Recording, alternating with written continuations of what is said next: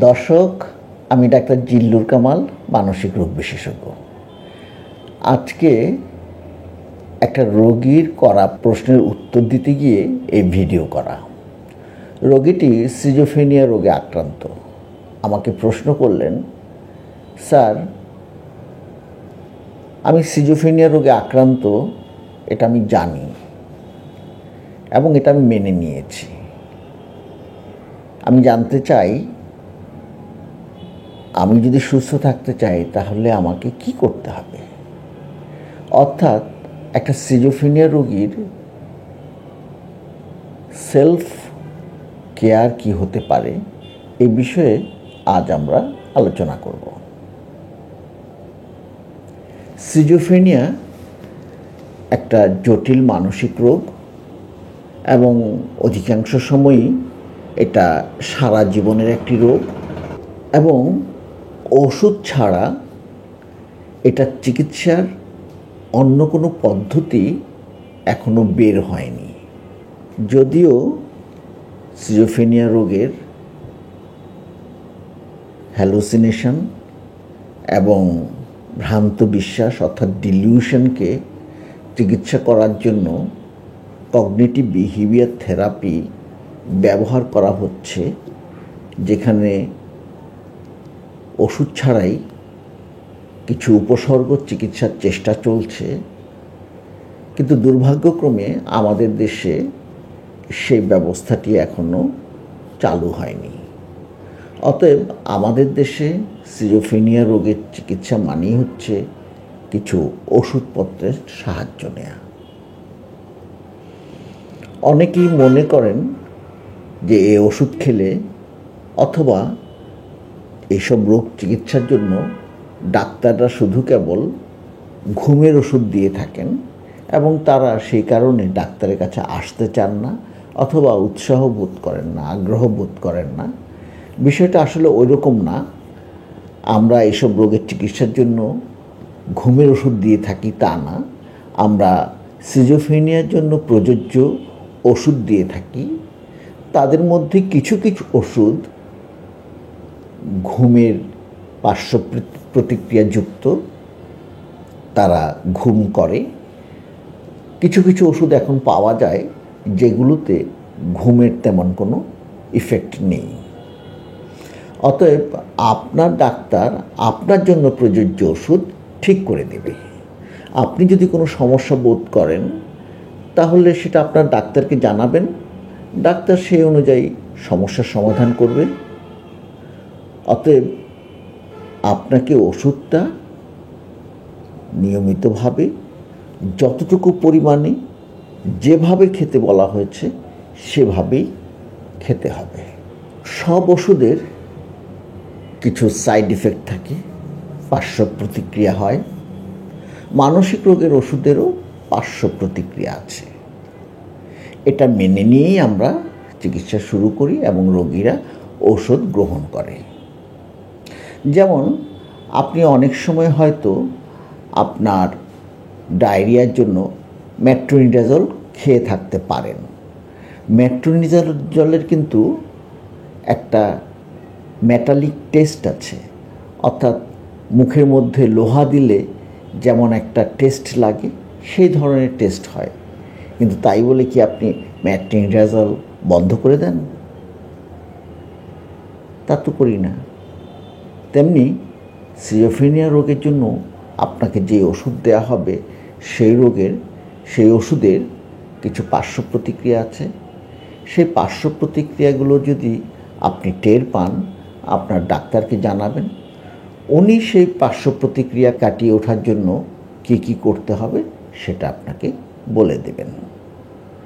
অতএব পার্শ্ব প্রতিক্রিয়ার ভয় পেয়ে ওষুধ খাবেন না, বন্ধ করে দেবেন, তা করা ঠিক হবে না। সাধারণভাবে দেখা যায় সিজোফ্রেনিয়া রোগে আক্রান্ত প্রায় 70% রোগী সিগারেটে আসক্ত হয়ে থাকে। এটা ঠিক কী কারণ সেটা জানা যায়নি, তবে কোনো না কোনোভাবে এটা তাদেরকে সাহায্য করে, সেটা একটা কারণ হতে পারে। কিন্তু দেখা যায় সিগারেট, গাঁজা অথবা অন্য যে কোনো মাদকদ্রব্য গ্রহণ সিজোফ্রেনিয়ার রোগকে আরও বেশি গভীর করে ফেলে, আপনার উপসর্গগুলোকে আরও বাড়িয়ে তুলবে, আপনার কার্যক্ষমতা কমিয়ে দেবে। তাই সিগারেট খাওয়া অথবা গাঁজা নেওয়া এসব থেকে বিরত থাকবেন। যদি সিগারেট আপাতত বন্ধ না করতে পারেন, অন্তত কমিয়ে দিন এবং আপনার ডাক্তারকে বলুন যে আপনি এটা ছাড়তে চান। আপনার ডাক্তার আপনার জন্য সবচেয়ে ভালো প্রযোজ্য ব্যবস্থা নির্ধারণ করে দেবেন। সেইভাবে আপনি চেষ্টা করে আপনার সিগারেট থেকে বের হয়ে আসুন, গাঁজা থেকে বের হয়ে আসুন। যে কোনো ধরনের মানসিক চাপ আপনার সিজোফ্রেনিয়ার উপসর্গকে বাড়িয়ে তুলতে, নতুন করে আগমন ঘটাতে অথবা আপনার যেই অবস্থায় আছেন সেটাকে আরও অবনতির দিকে নিয়ে যেতে ভূমিকা পালন করতে পারে। সেই জন্য যে কোনো ধরনের মানসিক চাপ এড়িয়ে চলুন। তবে জীবনে চলতে গেলে আপনি মানসিক চাপকে শতভাগ এড়াতে পারবেন না। সেক্ষেত্রে মানসিক চাপকে ম্যানেজ করার জন্য যেসব কৌশল, সেসবের সাহায্য নিন। আপনার আশেপাশের লোকের সাথে একটা সুসম্পর্ক গড়ে তুলুন। আপনি যখন বিপদে থাকবেন, সমস্যায় থাকবেন, তাদের কাছে যান, তাদের সাথে কথা বলুন এবং তাদের সাহায্য নিন। যদি সমস্যাটা এমন হয় যে আপনার আশেপাশের লোকজন এ বিষয়ে আপনাকে সৎ পরামর্শ দিতে পারছেন না, তাহলে আপনার মানসিক রোগ বিশেষজ্ঞের সাথে বিষয়টিকে শেয়ার করুন। যে কোনো রোগের চিকিৎসার ক্ষেত্রে কিংবা সুস্থ থাকার ক্ষেত্রে, ভালো থাকার ক্ষেত্রে খাদ্যের ভূমিকা অপরিসীম। আপনি সিজোফ্রেনিয়া রোগে আক্রান্ত, আপনার মধ্যে একটা প্রবণতা থাকতে পারে না খাওয়ার, খাওয়ার বাদ দেওয়ার অথবা অস্বাস্থ্যকর খাবার খাওয়ার। সব ক্ষেত্রেই চেষ্টা করবেন নিয়মিত, সময় মতো, পরিমিত, সুষম খাবার গ্রহণ করার। খাবারের মধ্যে যথেষ্ট পরিমাণে আঁশযুক্ত খাবার, ফল ফলাদি, সবুজ শাকসবজি এসব যেন থাকে, সেদিকে খেয়াল রাখবেন। ওমেগা 3 ফ্যাটি অ্যাসিড আছে এমন খাবার অথবা সাপ্লিমেন্ট সিজোফ্রেনিয়া রোগীদের জন্য অত্যন্ত উপকারী।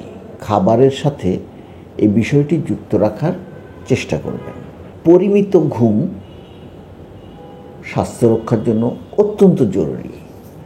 সিজোফ্রেনিয়া রোগীদের জন্য তো এটা এক নম্বর ফরজ কাজের মতো।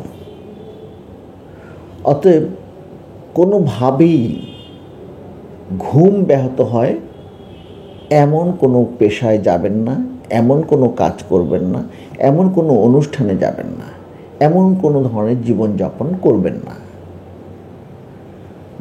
আপনাকে নিয়মিত ওষুধ খেতে হবে এবং নির্দিষ্ট সময়ে ঘুমাতে যেতে হবে এবং কমপক্ষে 7 থেকে 8 ঘন্টা একটানা ঘুমাতে হবে। অতএব জীবনকে এমনভাবে শিডিউল করবেন যেন কোনোভাবেই আপনার ঘুমের সময়টা ব্যাহত না হয়। সিজোফ্রেনিয়া রোগের জন্য আবার কখনো কখনো এর চিকিৎসার জন্য যেই ওষুধ প্রয়োগ করা হয় তাতে রোগীদের ওজন কিছুটা বেড়ে যায়, তারা ঘুমের মধ্যে নাক ডাকে এবং স্লিপ অ্যাপনিয়া নামক একটি সমস্যা দেখা দেয়। আপনার মধ্যে যদি এরকমটা দেখা দেয় তাহলে অবশ্যই এই জন্য চিকিৎসা নেবেন। স্লিপ অ্যাপনিয়ার জন্য এখন ভালো চিকিৎসা ব্যবস্থা আছে। 8-10টা রোগে আক্রান্ত হলে ব্যাপারটা যেমন হয়, সিজোফ্রেনিয়া রোগের ক্ষেত্রেও তেমন। আপনাকে অবশ্যই শারীরিকভাবে সচল থাকতে হবে। ওষুধ খেলেন আর সারাদিন ঘুমালেন, খাওয়া দাওয়া করলেন আর ওজন বাড়াতে থাকলেন, সেটা হবে না। নিয়মিত ব্যায়াম করতে হবে। অন্তত পক্ষে দিনে আধা ঘন্টা থেকে 1 ঘন্টা হাঁটতে হবে। আর যদি আপনি শারীরিক পরিশ্রমের কাজ করেন তাহলে সেটাকে বজায় রাখতে হবে। আমরা অনেক রোগী পাই যারা হাটে মাঠে ঘাটে কাজ করেন, তাদের জন্য আলাদাভাবে ব্যায়াম করাটা খুব জরুরি হয়তো না, কিন্তু যারা শারীরিক পরিশ্রমের কাজ করেন না তাদেরকে আলাদাভাবে অবশ্যই হাঁটাহাঁটি এবং ব্যায়াম করতে হবে। আপনি ব্যায়াম করলে আপনার শারীরিক জড়তা কমবে এবং আপনার মধ্যে কাজের উদ্যম বাড়বে এবং আপনার উপসর্গ নিয়ন্ত্রণে থাকবে। আপনি সিজোফ্রেনিয়া রোগে আক্রান্ত এবং রোগের কারণেই আপনার মধ্যে একটা প্রবণতা আছে নিজেকে গুটিয়ে রাখার, সবার থেকে আড়ালে থাকার, সবার সাথে মিশে কথা না বলার। নিজের মধ্যে রোগের এই উপসর্গটাকে দয়া করে প্রশ্রয় দেবেন না। সবার মধ্যে থাকার চেষ্টা করুন। নিজের মধ্যে যে ফুর্তিবাজ লোকটা আগে ছিল তাকে টেনে তোলার চেষ্টা করুন। সবার মাঝে কথা বলুন, জমজমাট থাকার চেষ্টা করুন।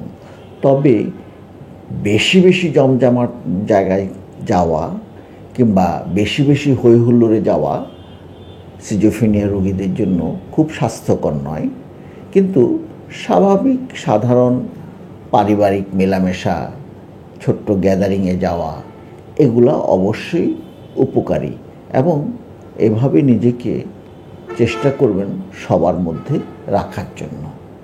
এমনিতেই আমাদের দেশে মানসিক রোগীকে একটু হেয় চোখে দেখা হয়। মনে করা হয় যে মানসিক রোগ অনেকটা আপনার নিজের মনে তৈরি করা, নিজেরই জন্ম দেওয়া একটা রোগ। মানসিক রোগী ইচ্ছে করলেই তার অসুস্থতা থেকে বের হয়ে আসতে পারে। সে সুস্থ হচ্ছে না একমাত্র কারণ সে সুস্থ হতে চায় না। বিষয়টা মোটেও তা নয়।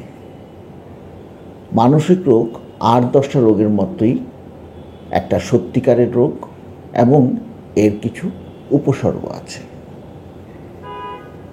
আপনার আশেপাশের লোক যারা আপনাকে নেগেটিভভাবে বিবেচনা করে, নেগেটিভ কথা বলে এবং নেগেটিভভাবে আপনার জীবনকে দেখে, তাদের কাছ থেকে দূরে থাকুন। যারা আপনাকে পজিটিভভাবে দেখে, যারা আপনাকে আরও এগিয়ে নিতে চায়, আপনার রোগটাকে স্বীকৃতি দেয় এবং আপনাকে সাহায্য করে, সবসময় তাদের আশেপাশে থাকুন এবং তাদের সাথে যোগাযোগ রাখুন। আপনি নিজেকে যত পজিটিভ আবহাওয়ার মধ্যে রাখবেন, আপনি তত সুস্থ, তত ভালো থাকবেন। দর্শক, ভিডিওটি ভালো লাগলে লাইক, শেয়ার এবং কমেন্ট করবেন। আরেকদিন দেখা হবে অন্য কোনো ভিডিও নিয়ে। ততদিন ভালো থাকবেন। ধন্যবাদ।